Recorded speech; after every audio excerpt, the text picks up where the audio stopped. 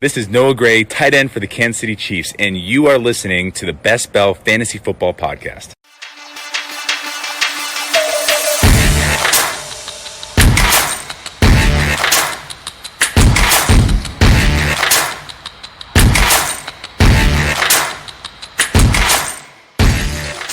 Welcome in to the Best Bell Fantasy Football Podcast. This is episode 31, and tonight I have with me Kevin Scott.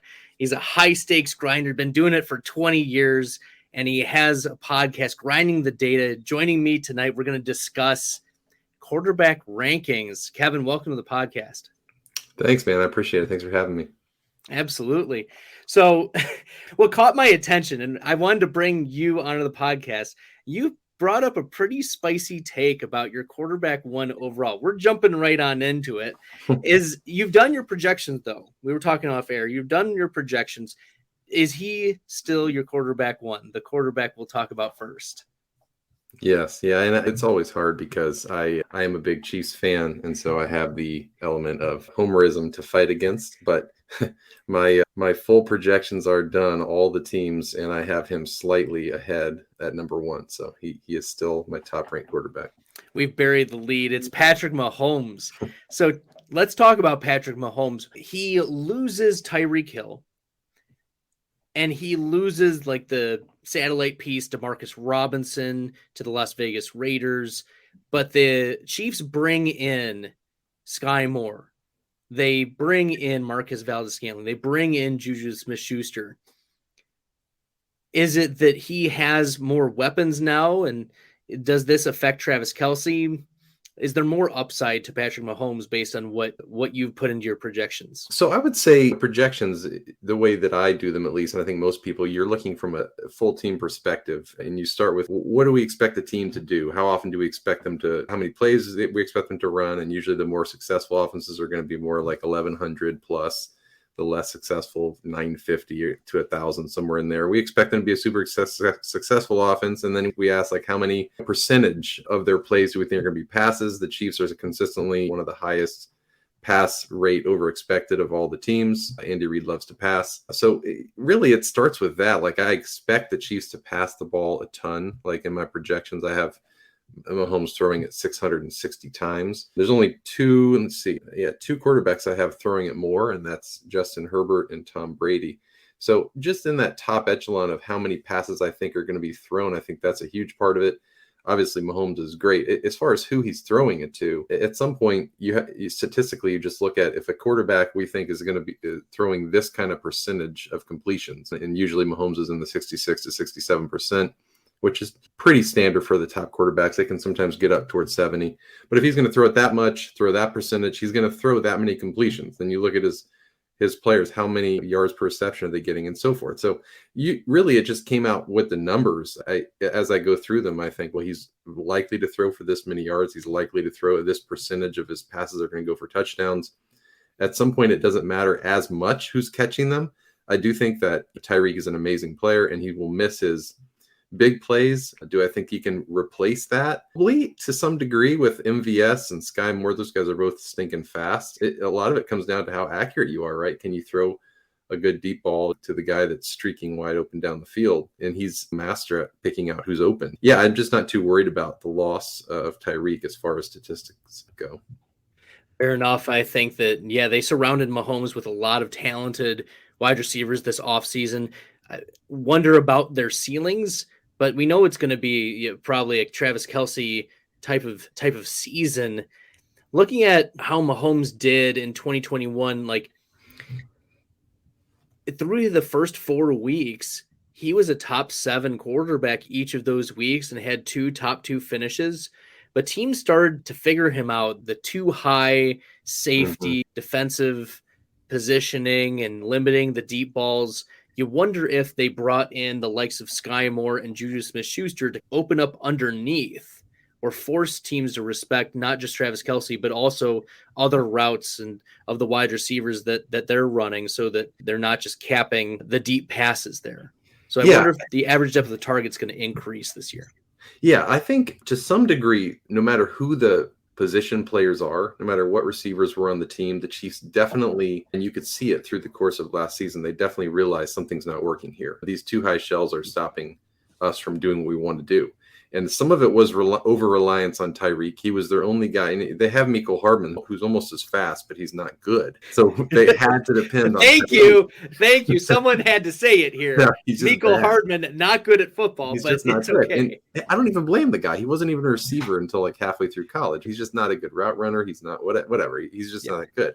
So, yeah, they had to rely on Tyreek. So part of it was like, hey, we got to have other guys that we are sending deep that Mahomes trusts, and we have to change the way the offense is done. Like what we're doing right now is allowing these defenses to attack with these too high safeties, and we can't do anything about it. So I think Reed actually has been dreaming up an entirely new approach to attacking that defense. I don't know how much personnel plays into it, but I know that they have a plan and they have new plays and new ideas and all that. That's what Reed is great at. So I think they'll be successful. Reed has done it again and again, kind of reinventing that offense. My ranking for Mahomes right now is quarterback 3. So I do have him a little bit lower, but to be fair, I've only done about 10% of my projections so far. So I've gone through 3 teams and you've gone through 3 and he's the 3rd. I haven't done Mahomes. Oh, okay. I know in my best ball rankings that I have posted on Fantasy Pros.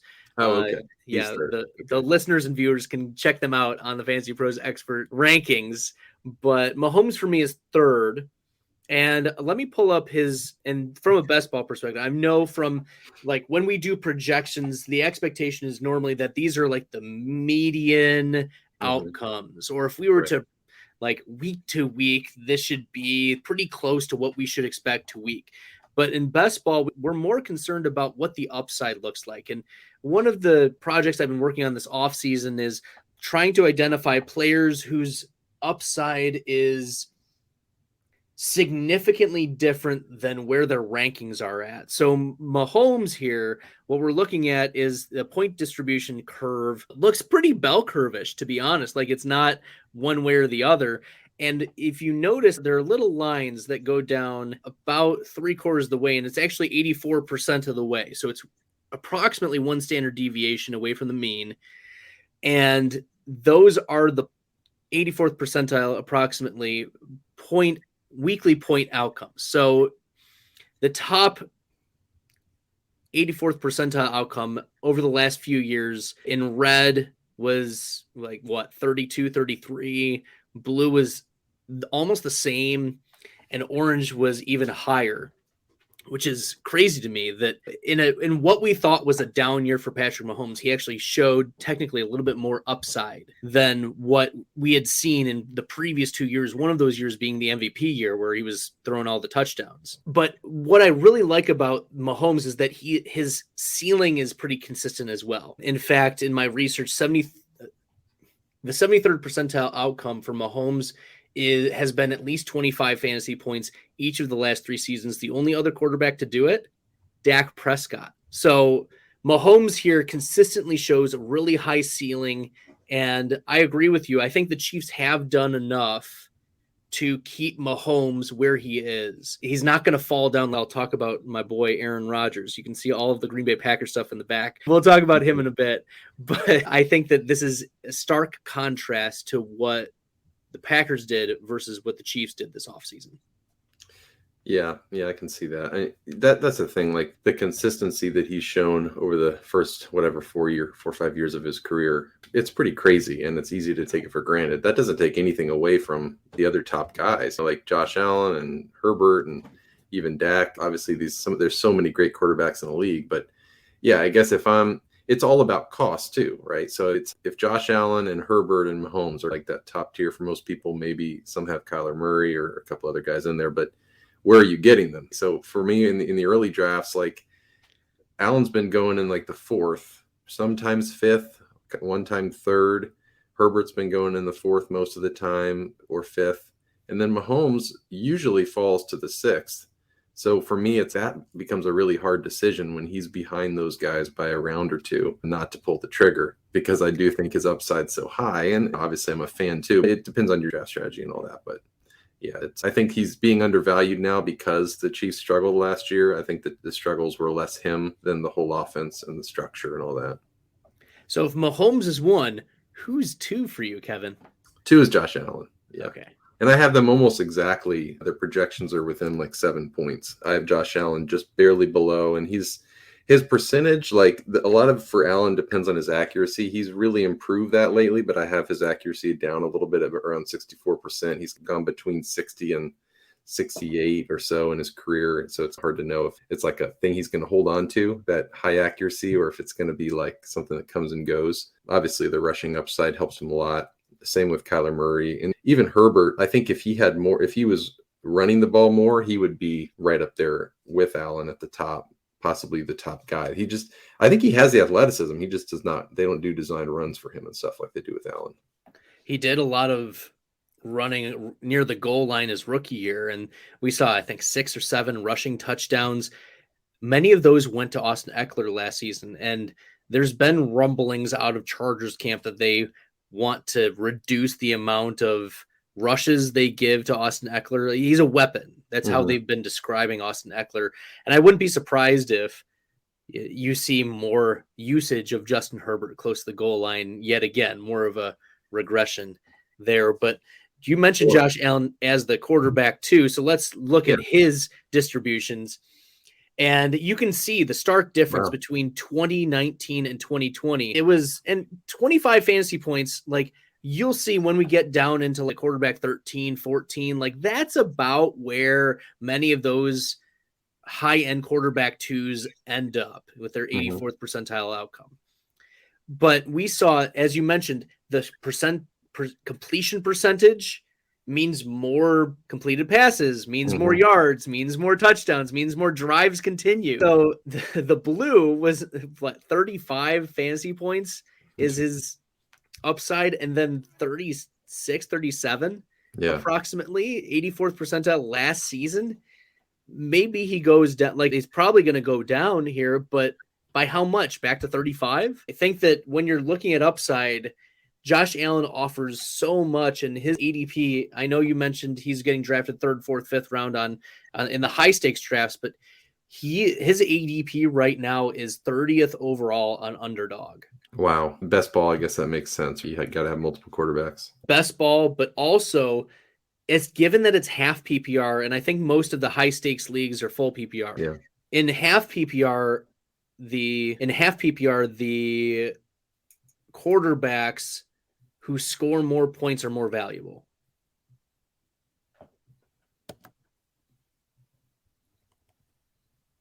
As far as my projections. Now, I will take Herbert ahead of Murray in drafts because of the risk factors with Murray, with injury and stuff, but I have him projected for a few more points. Let's throw Murray up here in the view. So as you can tell, the red was 2019. That was rookie year. First year is 27 fantasy points or so. Not too bad. But then in blue, 2 years ago, his sophomore year, we saw it almost 35. That was, I think he got injured near the end of the season, and that derailed a little bit. But the orange, I think it tempered off because of the Deandre Hopkins. Like we saw Hopkins just explode year 1 in Arizona, and then last year he gets injured, tries to come back, re-aggravates the whole bit. And when you're missing the number 1 wide receiver on your team, upside is significantly affected. But I really do like the addition of Marquise Brown to this offense. Rondell Moore is an up-and-coming piece. Re-signing Zach Ertz as a safety blanket for Kyler Murray. There are a lot of really good options in this Cardinals offense. So I wonder where my projections will come out to, but Kyler Murray is probably going to be up there. Yeah, it's interesting. I've seen him as low as like 10th in people's rankings. And I do think last year was like a lot to do with his injury. I don't think he's the best quarterback at all. I think the reason I have him this high is because his rushing upside is crazy. Like he's going to probably designed runs at least 30, 40, 50 times. And that's money. Plus he's going to scramble a lot, and he's so stinking fast. He's good at running down the goal near the goal line. He's little, and he's not the best arm in the world, but he's got a good one. And like you said, with Marquise Brown, they already have the chemistry going. I just think already has the security blanket with Ertz. I don't think he's really going to miss DeAndre Hopkins. And speaking of him, I have him super low in my rankings. I'm not touching Hopkins. I saw Dwayne McFarland talking about how he has Hopkins in like the majority of his drafts so far. I just don't want him. I think he's on the decline. He's going to come back to find Marquise Brown number one, and he's going to have to fight more for targets. So that's a spicy take, but look, DeAndre Hopkins last year, we saw he had a couple games where he was back at his 30% target shares, but most of his games, he was 22, 21, 18, 19, and that's more of your wide receiver 3/4, maybe getting a low end wide receiver 2 weeks. He does score a lot of touchdowns, and that's what'll keep him in that wide receiver 2 conversation. But missing 6 games, we don't know what he's going to look like for those final 11 games when he comes back. And if you're playing like high stakes, I think you can stash him and be okay because you know that there are you can plan around him. But if you're in best ball leagues, especially like season long leagues, like drafters where you have to win each week, or it's a cumulative over the course of the season, or if you want to be winning the Underdog Best Ball Mania 3 regular season million, I think DeAndre Hopkins is a complete avoid in this Arizona offense, given that he's missing a third of the season and we've seen the decline. He's going to be 30 years old during the season. He's already got the bag. He's got nothing else to play for other than what else does DeAndre Hopkins have to prove to us to be a Hall of Famer? Yeah, I don't know about the Hall of Famer thing. Maybe he needs more years of consistency, but you're right. You might be right that he's already there. I just think the biggest question mark for me is not only do you miss either, and even in high stakes leagues I play, playoffs are like week 11 to 13 or so. So it's about half the season that you're missing him. But then when he comes back, he's going to be fighting with Marquise Brown, who was already his number one in college. Like, I think if they're rolling, I just have a hard time believing the coaches are going to be like, okay, now it's Hopkins' show. And like, no, if I'm a coach, I'm gonna be like, hey, hope you get some targets, man. Good luck. Like, Marquise Brown, half of his games last year were 25% target share or more. Yeah, he's fast and he's a really good fit with that offense. Yeah, just a real quick, I just looked up while you were having difficulties on Josh Allen. Last season, did you notice that his completion percentage shot way back down? Did you see that? Yeah. Like he was 58% in 2019, which is terrible. 2018, his rookie year was 52. So that's why nobody thought he was going to be any good. He went from 58 to 69 in 2020, but then this past year he fell back to 63, which is actually like a league average kind of a number, even below league average a little bit. So I hadn't even really paid attention to that. I did see that when I was doing my projections, but that's a really interesting stat. And I do wonder if he's going to stay in that 64 range, if he has as much upside as he showed in those hottest stretches. Yeah, I wonder if that's why Stephon Diggs was so affected last season. I wrote up a little blurb about Stephon Diggs and how he was consistently a high-end wide receiver too. But in 2020, he was like always getting your wide receiver 1 smash, always in the top 8, always in the top 7 weekly finishes. And then we just saw his ceiling just get chopped right off. Mm-hmm. And so I wonder if the fewer completions affected Stephon Diggs the most because of he's commanding the most targets in that offense. But I think a bounce back is in store for Stephon Diggs insofar as looking at what happened when Emmanuel Sanders went out. Yeah, Gabriel Davis shot up, but Stephon Diggs also shot up. And yeah, I think Allen's a great quarterback. The only other piece of it is the rushing, right? It's like at some point, these guys that are big rushers, the coaches are like, okay, you're getting a little older. Let's slow this down a little bit. Same thing with Kyler, you could say. Is there going to be a point where they're like, let's stop? These injuries are adding up. And we don't know. With Lamar, they have not slowed down at all. So it's interesting, but it's just something to keep an eye on. All right. After Kyler Murray, then we have Herbert. Yeah. Herbert. Let me pull up Herbert. So we only have 2 years of data on Herbert, but as you can tell, he's been always above the 30 fantasy points as 84th percentile outcome. He hasn't gotten to the Josh Allen level because he's missing the rushing touchdowns from time to time, and he doesn't rush for a lot of yards. But he throws a lot of passes. We know the Chargers are one of the fastest paced teams in the NFL, and they still have Keenan Allen. They have Mike Williams, Josh Palmer. They added Gerald Everett, who's, I think, 7 years younger than Jared Cook. Sounds right. But they commanded, here's the crazy thing, is Jared Cook commanded about a 15% target share in that Chargers offense, and commanding may be a strong term for that. But if Gerald Everett steps in, we could see more explosive plays from Herbert if he's still surrounded by the same personnel. Yeah, no, I really like Everett this year. It's hard to know. I feel like a little nervous because it seems like they have never really featured a tight end since Antonio Gates there. But obviously Everett is not Gates. But yeah, he's been such a tantalizing, like, oh, this guy could be great for, it feels like 5 years. Ever since he was drafted by the Rams, we were like, oh, this guy could be it. Yeah, so much athletic talent, but he's just never quite done it. He's always been fighting with Higbee, or who was it last year? Who was he with last year? Disley. Yeah, and the Seattle offense is terrible. So, yeah, but yeah, this could be his. This is That's so you to describe Seattle's offense. That's the kindest thing I've heard so far. And he had Goff, right? In LA, he had Goff. So now this is definitely his best. Goff, situation. Russ Wilson.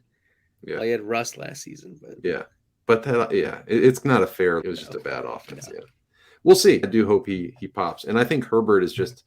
He shocked everybody, man. Do you remember when he was coming in? Nobody thought he should be drafted high, and he's the real. There's a lot of hate for Justin Herbert, and frankly, it scared me off in a couple of the rookie drafts I was doing. I instead decided I wanted to trade up in one of the leagues because I projected out that I would have gotten Herbert at that spot, and I look back on it, and it was a mistake. Yeah, he's great, very impressive. Yeah, oh man, I'm kicking myself for that one. After Justin Herbert, we have. Unfortunately, my projections show me Tom Brady. Unfortunately. Ooh. Yeah, I hate the guy. I hate the man. No, these are not how I would draft them, and I can give you my actual where I would draft them if you prefer. But yeah, just on a pure projections basis, I have Brady next. He's about around 35 points below Mahomes as far as pure projected stats. Tom Brady is my quarterback 8, and my concern is he can't access with the rushing that like Josh Allen can, Kyler Murray can, Lamar Jackson. We haven't talked about Jackson yet, but Tom Brady, he's a pocket passer, and there's just a limited ceiling. As you can tell, like the last 2 seasons, like he's been below Justin Herbert in this 84th percentile outcome. But since he's joined the Buccaneers, like the red was when he was at the Patriots. 24, 25. So he's a back end quarterback 1, maybe quarterback 2. Now that he's joined the Bucs, they literally overlap. You can't tell the difference between the yellow and the blue. They've been the same. And that's over 30. That's impressive. Yeah, he's going to be missing Gronk, and he's going to be missing Godwin for part of it. I have not changed my projections after Gronk announced he's not coming back because I think he's still going to be back, but we'll see. I just think it's, again, like I mentioned earlier, pass rate over expectation. The Bucs threw a ridiculous amount last season. They were almost 70%, which is absolutely unheard of. They were high 60s. And when you do these projections, if you have a 60-40 split, that's a big passing team. They were incredibly heavy in the passing department, the pass heaviest team last season. So a lot of my projections were based on that. I have them throwing 682 times this season, again, being the heaviest passing team. So again, at some point when you're passing that much, and if you're a competent quarterback, even if you don't throw deep that often, I have Brady at 66% completions, you're going to be over 5,000 yards, just purely based on that many. The volume. Yeah, the volume. And I have him at 37 touchdowns. Again, that's in line with where his typical touchdown percentages are. So even though he doesn't run the ball, he's a pure, all that stuff's true. He's throwing the ball so stinking much. Yeah. Okay, humor me. Since you have your projections up, Mike Evans, he's going as the wide receiver 7 right now on Underdog Fantasy. I was talking with Jody Smith of Full-Time Fantasy last night about wide receivers, and he and I both agreed that Mike Evans needs to be in the second tier of wide receivers, same as Stephon Diggs right now and CD Lamb. Instead of being drafted mid or the back end of the second round, Mike Evans needs to be a beginning of the second round, late first round consideration here at wide receiver. We know he's going to catch touchdowns. If Tom Brady's throwing 37 touchdowns, a lot of them are going to have to go to Mike Evans. Yeah, and again, I haven't updated this with a minus Gronk. I have Mike Evans at wide receiver 10, Okay. I could see that moving up to more like wide receiver 8, which would be right next to Diggs and Debo and Tyreek and those guys. Yeah, I think he's right there on the borderline of that second tier, third tier. I don't think I would take him till more like the end of the second, but a lot of that is because of the actual statistical information that he gave us last season. Like his actual numbers declined as far as his depth of target and his overall production looked like. Is he getting to that around 30 range where he's less explosive and that kind of thing? But like we're talking about Brady, like at some point someone's got to catch the touchdowns, and he's good enough to keep producing. He could put up 15 touchdowns a season. I wouldn't be that surprised. And there's a legacy of him maintaining a 9th straight 1,000-yard season. That's something that is really meaningful to him and to the Bucs, and make sure that he keeps that going. So I don't think it's a bad pick at all, ever. Even if you took him at the back end of the first, I wouldn't argue with you. It's just a matter of taste, I think, at that point. Coke and Pepsi.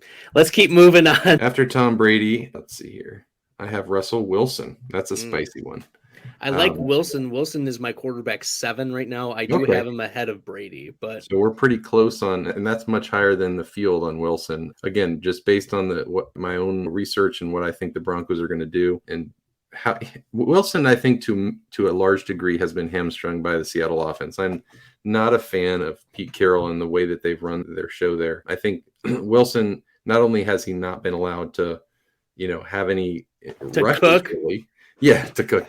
But like obviously just the percentage of plays that they run the ball on, it's too old school, and it doesn't enable him to show what he's. If you have a top 10 quarterback in this league, you got to let him throw the ball, man. That's how you win in this league. So yeah, I think he's going to have a good season. Obviously has the best weapons he's ever had. You can make the argument Metcalf and Lockett are comparable, but across the board, having so many weapons, I think is his best situation, not to mention the running back. So yeah, I think he's gonna be great. Good luck naming who was the wide receiver 3 for the Seattle Seahawks last season or any of the previous seasons. Nobody knows. Like I did look it up. Let's see, what's his name now that you got me. D. Eskridge. Freddie Swain. That's it. Oh, Freddie Swain. Yeah, that's right. I rest my case, exactly. Patrick over Freddie Swain all day, and then the wide receiver 4. KJ Hamler. Give me KJ Hamler over Freddie Swain. The wide receiver 4.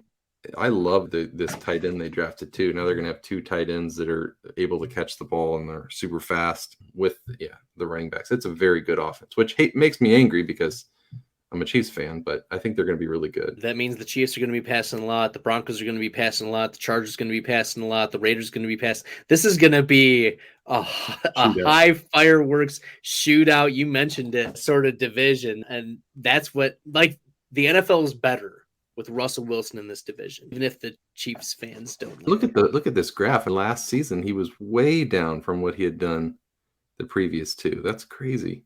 Yeah. The Seahawks were running the fewest plays in the NFL last season, and I think, if I got the stat correct, they ran so few plays that it ended up being a full game fewer than the 31st team. Wow. Like, you lost a full game's worth of fantasy points by having Seahawks on your team. I remember I had Metcalf on a lot of teams, and I remember just being like, wait, how have they only passed the ball like 12 times? It was like in the third quarter. It was pretty amazing how bad they were. But that meant high efficiency. We still saw immense spike weeks from DK Metcalf and Tyler Lockett. I talked about this yesterday on the podcast. Sorry, I went on an aside. But Tyler Lockett is going as wide receiver 45 on Underdog, Kevin. And I'm sure he's going a little bit higher in the high stakes, but maybe not. Really? Like, he's going wherever he's going. On whatever site you're drafting, Tyler Lockett is being drafted too late. He is one of only 3 wide receivers to be in the top 5 of wide receiver 1 rate each of the last 2 seasons. The other 2, Tyreek Hill and Devontae Adams, both are being drafted as top 10 wide receivers right now. And Tyler Lockett is almost outside of the top 48. It's crazy. I get why. I've had the chance to draft him and I haven't, but it's mainly because, like, big question mark, man. Like, how can we trust Geno Smith? I just, or Drew Lock, man. These guys are just. Geno Smith looked okay in stretches last season, so maybe he'll be okay. And at some point, you have to say if these guys are good enough, doesn't matter if it's an NFL quarterback, he'll get him the ball. Maybe that's what you're saying. Yeah, I'm hoping Baker Mayfield gets there because that'll be chef's kiss. You know? I think Baker. I don't know. I'm not a fan. I think Geno might be just as good as Baker. Oh. All right. Enough about Russell Wilson, Baker Mayfield, and this ridiculousness. Let's keep rolling right along, Kevin. Who's after Russ? After Russell Wilson, I have Jalen Hurts. So a story about Jalen Hurts before we get into your analysis. About 2 months ago, I posted a video on my YouTube. It was one of my first videos about Jalen Hurts versus Joe Burrow. And at that time, Joe Burrow was being drafted as the quarterback 6, only behind Murray, Jackson, Mahomes, Herbert, and Josh Allen. And I made the argument, especially in the best ball leagues, that it should be Jalen Hurts because his quarterback win rate last year was 45%. Compare that to Joe Burrow's quarterback win rate was 28%. So that's the rate of a quarterback scoring at least 22 fantasy points for you. Like, you need at least that baseline. Let the other players and chips fall where they may be, but you can't afford to have your quarterback get lower than 22 fantasy points. And Jalen Hurts was doing that 45% of the time.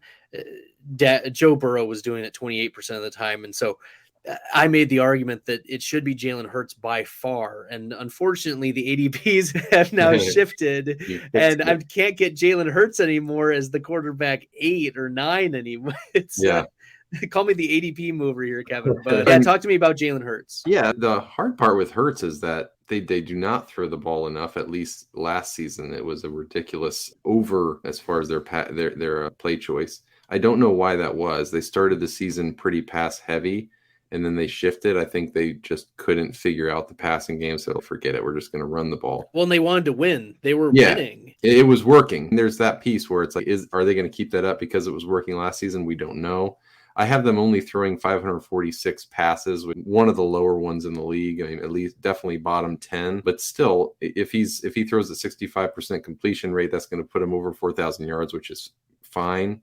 And then the fact is, no matter what their pass rate is, if they bump it up or if they keep it what it was, they do a lot of designed runs. He does a lot of scrambling, and I have him at the second highest rush attempts in the league, only behind Lamar. So if he's running the ball over 100 times, which is what I have him projected for, about 120, you have to think with his athletic skill, he's going to go at least 600 yards plus. He's very good in the red zone running the ball. So it's strange for a quarterback to really have his value more as a runner, or at least the same. But then you also can factor in they added pass catching skill. They've got A.J. Brown as a humongous addition. And then Devonta Smith, you assume he's going to take a step. Hurts apparently already has a connection with A.J. Brown. So if that took a big jump to where the coaches were like, hey, actually, we should pass the ball 60% of the time, then it's like a new – and I don't know if Hurts has the talent to do that. If he's as good as like Herbert or Murray, I don't know. If he – so far, obviously not. But if they really – maybe putting the talent around him boosted him to a new level, I think that's definitely possible. So I think he's a solid pick in those middle rounds. Last year, it was the first 11 weeks or so, he was always a top 10 quarterback. Weekly finish is getting the floor, as you mentioned, through the rushing, and had the occasional spike week.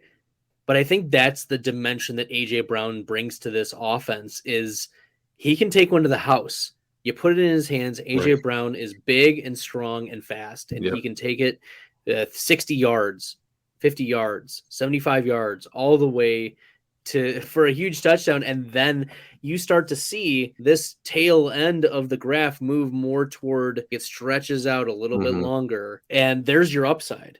Right. There's the difference, or this entire graph shifts a little bit, and you start to see, because this is about 28, 29 points. You start to see this be more like 31, 32 points, and it moves a little bit further. So right. A.J. Brown's going to run the routes that J.J. Arcega-Whiteside and Jalen Reagor were running. Well, and Devonta Smith was good. How much better will he be when he's not the number one? He gets the second best corner. That guy was a legit prospect coming out that I really liked. Yeah, he's small, but who cares? He's going against their second best corner. He will burn them. He So can yeah, ball for sure. if Hurts can put the ball in their hands, honestly, he could be like one of maybe top 2-3 quarterback this year. It's just a matter of how accurate he can be, how good at reading defenses, and we don't know that yet. But I think it's within the range of outcomes that he's the quarterback 1 overall. yeah, it could be. Let's move on to the next. Tannehill put up big stats because of A.J. Brown taking it to the house. So if he did it. Yes. Yeah.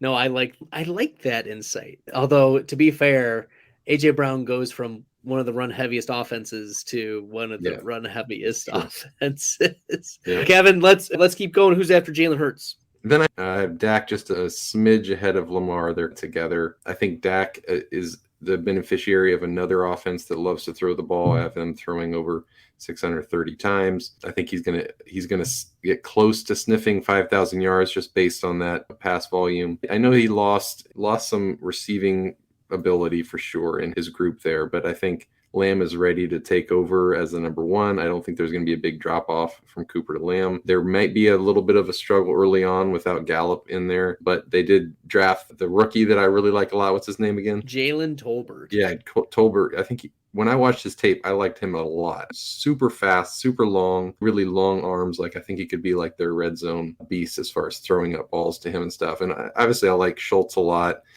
The running backs, I don't like Zeke, but he's fine. He's going to do the job. So I just think it's going to be a good offense again. I just wish they had somebody else besides Mike McCarthy in there, but still, I think he'll do okay. I know you probably have some history in your own heart with Mike McCarthy, but yes.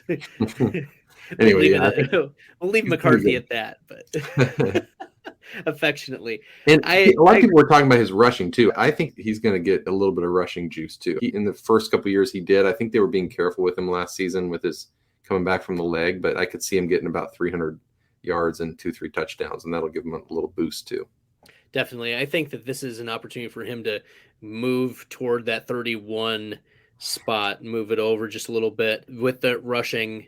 You mentioned the devastating knee injury. He was passing a lot, and that's why he was able to get to that 30, 29, almost 30 spot. But as you mentioned, like he's got some shifts in his wide receiver core, but we love Jalen Tolbert, a 3rd-round pick. His player profiler comp, Adam Thielen. I did not see that. Yeah, I love it. I love it. He's built almost the same as Thielen. I think they're like 6'1", 6'2", 195, 200 pounds. But if he can step in immediately, which he was,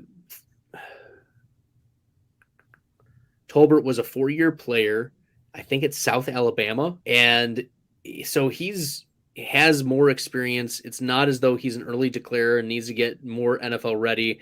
These 4-year players who are good at football can more seamlessly jump right in. And it's possible that within the first couple of weeks, James Washington is relegated to the wide receiver 3.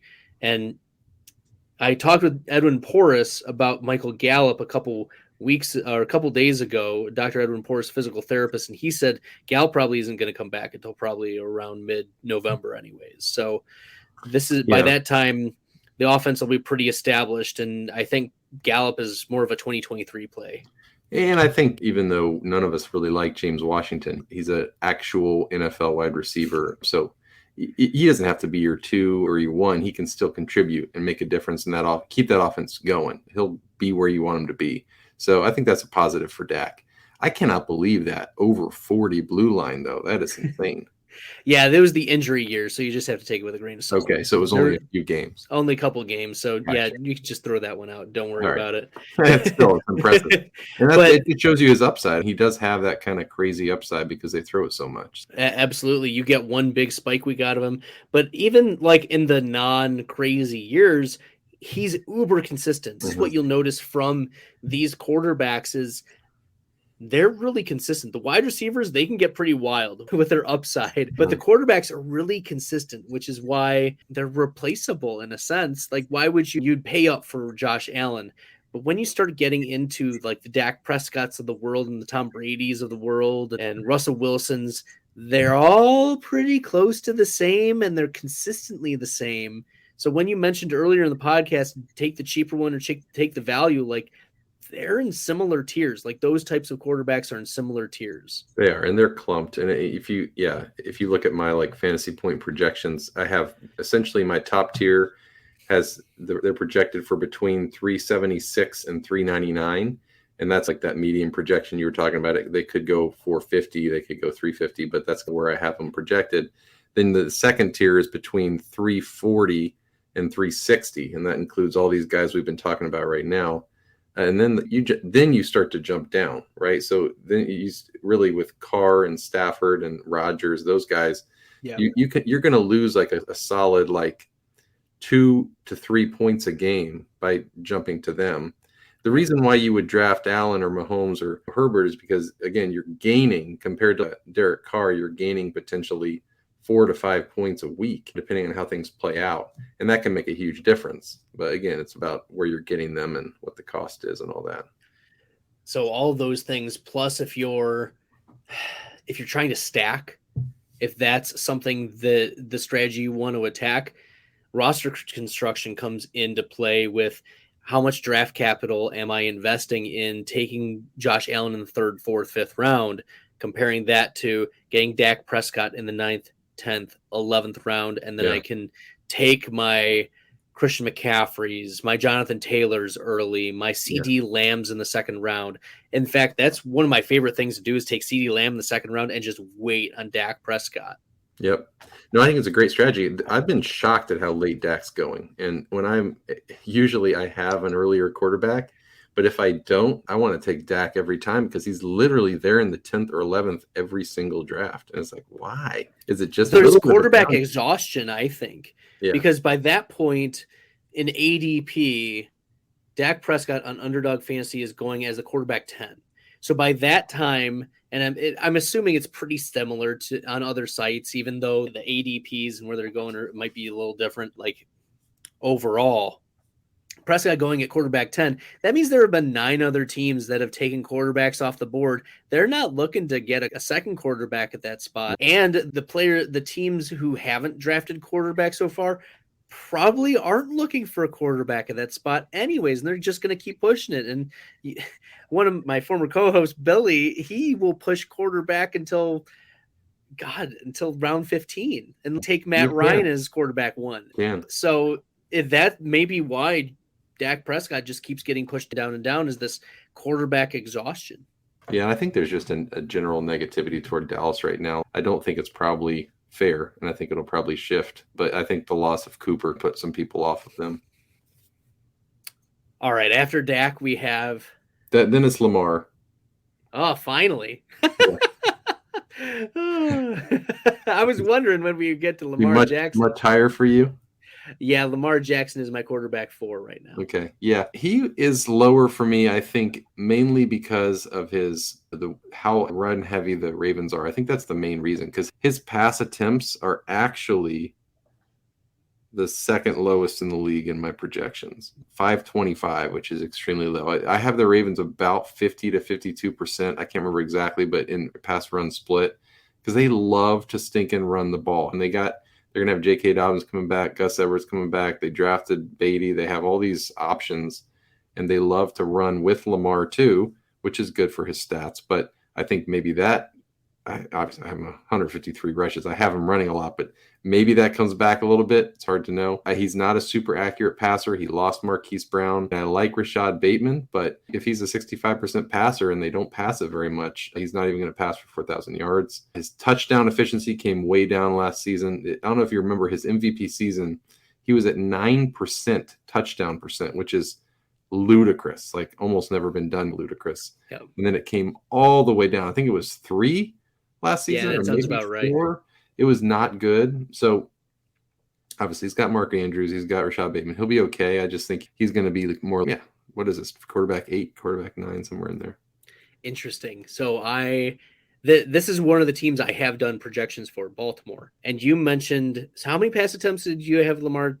Yeah, we can compare. I have him for 525. Okay, I'm at 558. Okay. I'm a little bit higher, and I think so my reasoning behind a higher pass attempt is I'm not as bullish on J.K. Dobbins and Gus Edwards coming back. After talking with Edwin Porras about Dobbins and the reports that we got out of Baltimore, we haven't seen Dobbins do anything. And his knee injury was more devastating than your normal ACL tear. Okay. So the expectation is that he's going to miss games, probably 4 games is my guess. So I have only for 140 something rush attempts, which means that Lamar's going to be rushing a lot more. So I have Lamar's rush attempts up, the pass attempts up, because they didn't replace who else? Tyler Beatty's going to get some rushes. Mike Davis is going to get some rushes. This is the Devonta Freeman, Latavius Murray situation all over again, which is why we saw the Ravens have the 9th most pass attempts last season. I think it's true. A little bit more. And you could be right. I would just say, based on how it played out for them, that when they had to pass it more, and then how the season went, the sense I get is that Harbaugh, screw that. We're going back to running the ball.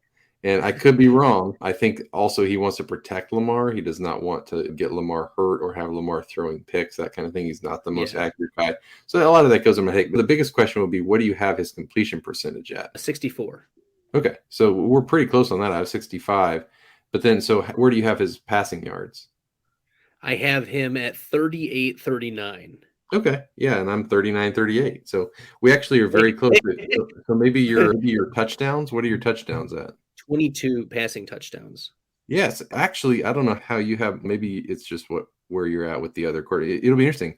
When you finish your projections, let me know where he's at, because our numbers are pretty darn close. I looked at where, if you were to put it at 17 points, 17 games, it would have been about the quarterback 3, quarterback 4 last season, based on all the project. Oh, the big thing for me too is the rushing. Yeah, what do you have? The median rush. This is crazy to me. The median rush share for Lamar Jackson last season was 37% of rushes.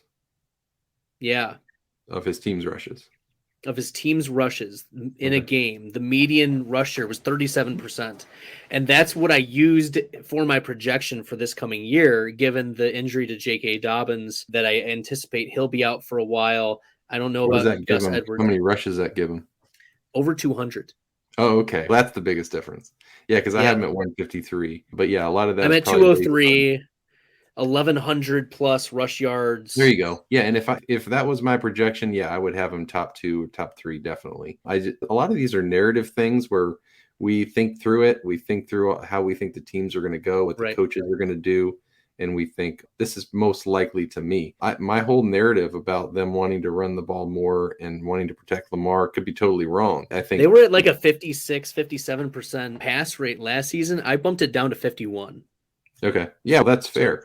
It's really our 2 projections. The biggest difference is those 50 rushes, because if he gets those extra 50 rushes, then he probably will get 400 more yards. You know what I mean? More touchdowns too.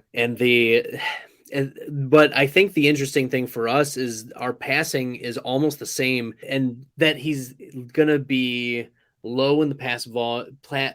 He's gonna have few passing yards and few passing touchdowns because he's only thrown to Bateman and Mark Andrews. There's no other player aside from Bateman and Mark Andrews that I have at a 10% target share or higher. Wow. Yeah. I'd have to look. I don't remember. I think my 3rd on the list was, Devin Duvernay. Yep. Duvernay is my 60 targets. Yeah, I think you're right. I have 50 targets for him and only a 9% share. James Proche, whatever his name is. And Proche, I have 1% share. Yeah, it's just, it's ugly. I actually think that they're gonna try to involve multiple tight ends. This Charlie Kolar, the rookie, I like a lot. I think he's gonna get a few targets here and there, but no more than 2 a game or so. So yeah, it's just. I only called 11 total targets. Yeah. Boyle's working his way back. He was always used, but as a second tight end. But nevertheless, we're getting into the minutia of the Baltimore Ravens. But I think that you're right. It depends on what they do with the rushing. If the Baltimore Ravens want to lower their rushing, it's going to have to be taken out of Lamar, because I don't think it's going to be taken out of the other running backs. Yeah, we'll see what that So running yeah, back a lot room of it looks might like. depend on J.K. Dobbins and Gus Edwards, and then how they feel about Beatty and Davis. So that's definitely something for people to watch in training camp, right? The health and how they like these other players. We'll move on here in a second, but I just want to, for the viewers out there, Tyler Beatty is going as running back 81 on Underdog, ADP 215, literally a last round pick. This is the type of player that just make him part of the rotational selections. Sometimes take him, sometimes don't in the last round of your drafts. Consider Tyler Beatty in the last round. His player profiler comp is Gio Bernard for what it's worth. that didn't sell me. Look, prime Gio Bernard was like He top used to be 12 good. pass catching running back for Cincy. So, nevertheless, after Jackson, we've got. After Jackson, let me get back to the QB stats here. After Jackson, I have Joe Burrow. Yes. Where does Joe Burrow rank for you? 9, 10? Let me look at my actual rankings. I actually have him up at 7 for actually how I would draft them because he's so safe. So a lot of how I actually do my rankings is I factor in these projections and I add in the relative safety, injury risk, that kind of thing. So Joe Burrow is up at 7, but his actual numbers, he would be down at 7, 8, 9, 10. He's been 10. Oh, thank you. This makes me feel better because Joe Burrow is my 10th ranked best ball quarterback. There you go. Fair ranking. It's obvious why you want to be high on Joe Burrow. He's got Jamar Chase, he's got T. Higgins, he's got Tyler Boyd. They bring in Hayden Hurst, who's a professional tight end, former first round pick out of Baltimore, right? He was in Baltimore. Drafted by Baltimore, yeah. Drafted by Baltimore. So he's on the team. We saw the spike weeks that an old CJ Uzama coming off an ACL tear had. Hayden Hurst has got to be better than that. So we know that there exists upsides. Like we can see the little bumps right here. Let me go right here. We can see the bumps. But my concern about Joe Burrow is that, yeah, he might be like a safe 18 to 20 points. But for him to get to that 22 to 25 point range or even higher, he needs extreme efficiency from Jamar Chase. And if he loses any of those wide receivers, that's a major concern because Burrow, yeah, he didn't rush a lot last year due to the ACL, but he's a pocket passer. He's not a rusher anyways. Right. Yeah, I think he has some athletic ability as far as his ability to get out of the pocket. He's pretty fast. You saw him run for a long touchdown in his rookie season. But yeah, they certainly don't design many for him. Once in a while, you'll see like a zone read where he takes it and runs. But yeah, I feel like he's one of those guys that will get 200 yards, 100 to 200 yards rushing. That's about it. They almost never use him.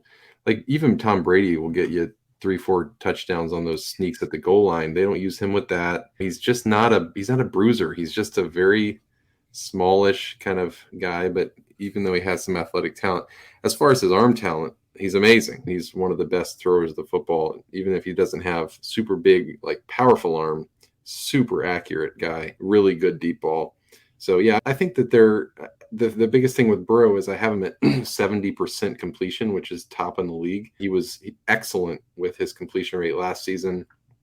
So even if they only throw it 550 to 600, he's going to put up close to 5,000 yards just based on that completion percentage and having those kind of weapons around him. So I think he's one of those that's like a very, very safe floor, I think, because of the weapons and because of his accuracy, even if he doesn't have the spike potential that some of these other athletes have. Yeah, you mentioned he's safe. He's got the accuracy. He'll be able to complete a lot of the passes. And now he's going into the season with more confidence. He probably doesn't have the thoughts in the back of his mind of the last time I stepped on a football field, this is what happened to my knee. That he probably entered into 2021 with. As much as like athletes will say, yeah, I'm confident in my abilities. Dude, like we know what you just went through.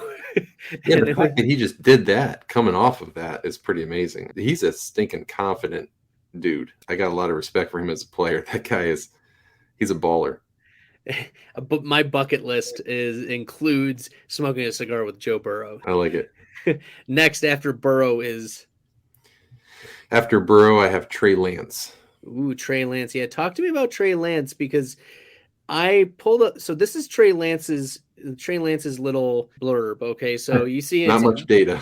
yeah, not much data, and it looks like an elephant. And the leg of the ear of the elephant, however you want to think about it, is at about 20. Then give me a moment while I scroll to another rookie from last year who's getting drafted much later and whose bell curve looks Right. almost exactly the same.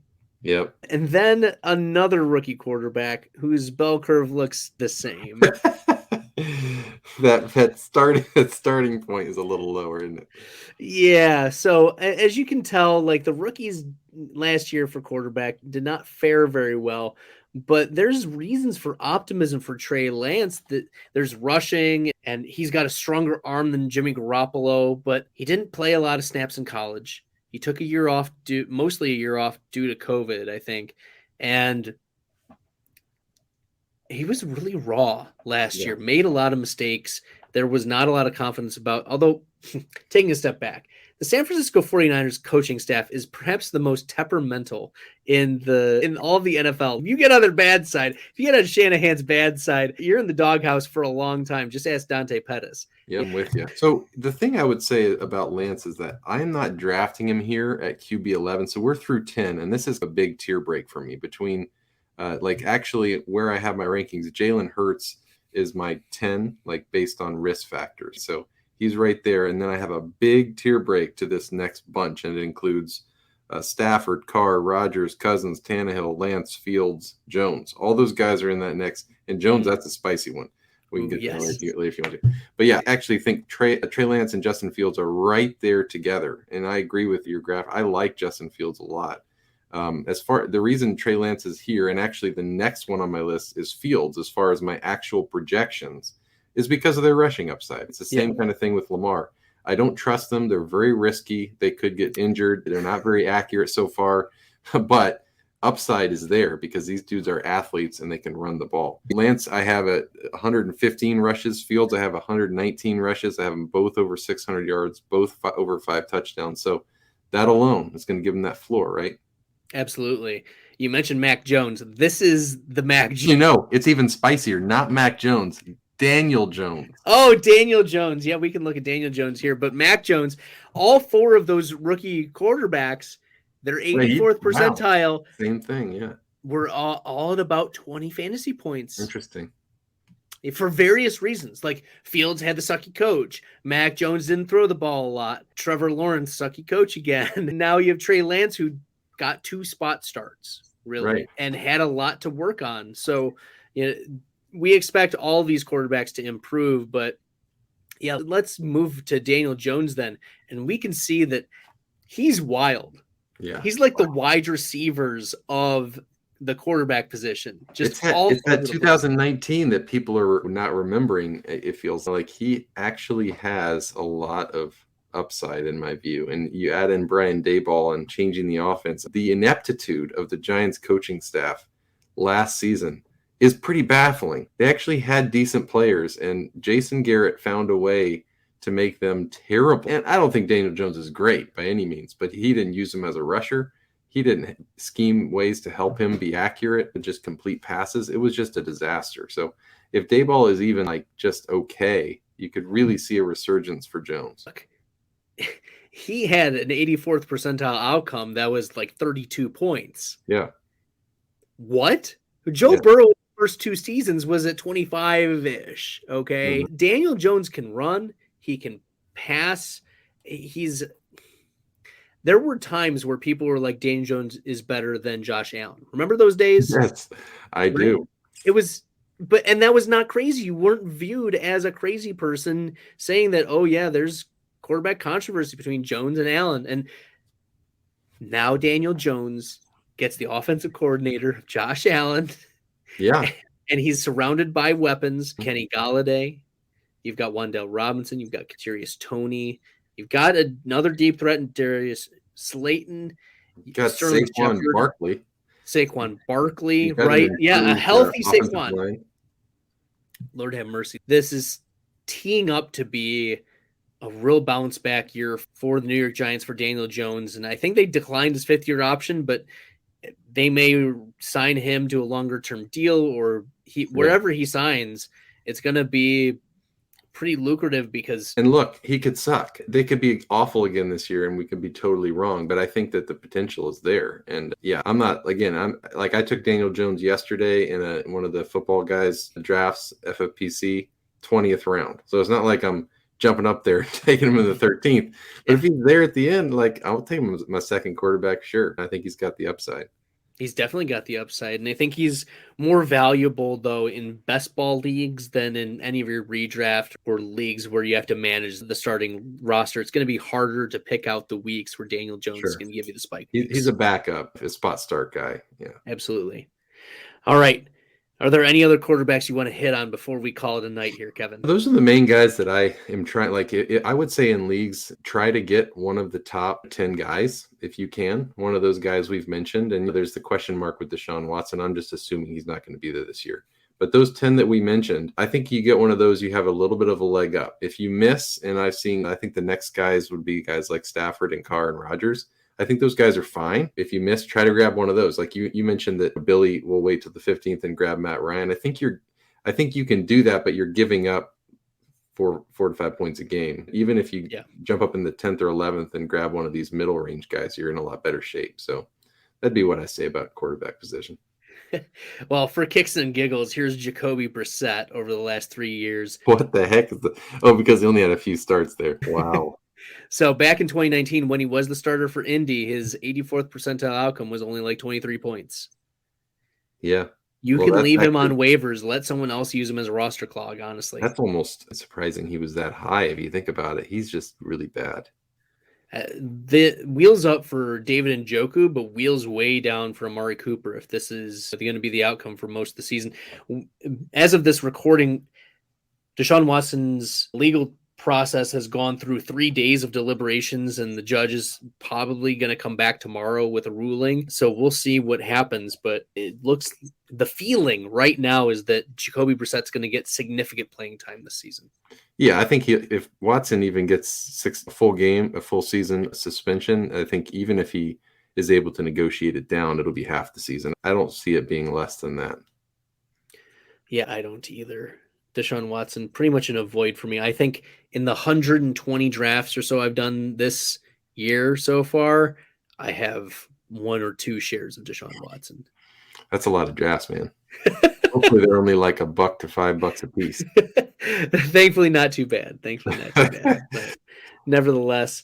All right, Kevin, I appreciate you jumping on, talking quarterbacks with me, especially these top ones and what their outcomes could look like and their projections and our reasonings behind where we have them ranked. I really appreciate it. Chatting with me tonight, discussing. We didn't hit on one of my favorites. Actually, let's take a moment before we leave.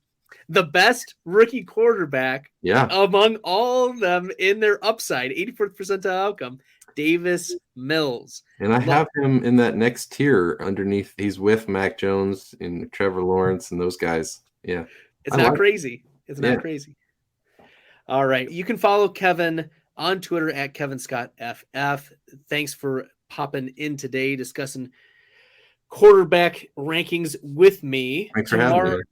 Tomorrow, I'm going to have Emily Lefko of 6-Pack Fantasy, I believe. And she also does work at Dynasty Nerds. She's going to talk with me about sleepers and breakout candidates. So tune in tomorrow, 9 p.m. Eastern, for those who want to find out about our sleepers and breakouts for the 2022 season. I'm sure it's going to be full of spicy takes. Bring the jalapenos to this one. But yeah, so that's on the docket for tomorrow. And then next week, I don't know what the week is going to be programming wise, just because of July 4th and Scott Fishbowl is going to kick off here soon. So I got to do some prep for that.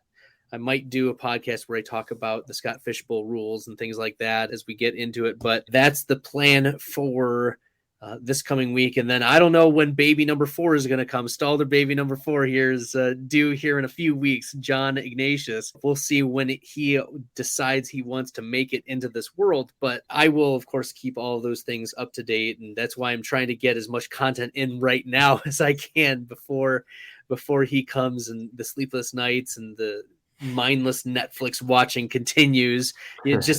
Are you still watching? So thanks everyone for tuning in. Appreciate you stopping by. Make sure you subscribe to the Best Bell YouTube channel. Click on the link. I think I'm going to put it other side of the screen here. I think over on Kevin's side is going to be the subscribe link. Make sure to subscribe. It'll give you all the notifications for up-to-date videos, and check out the website, bestbellfantasy.com, bestbellfantasy.com, where I put all the podcasts, and I'll be updating ranks and on Fantasy Pros.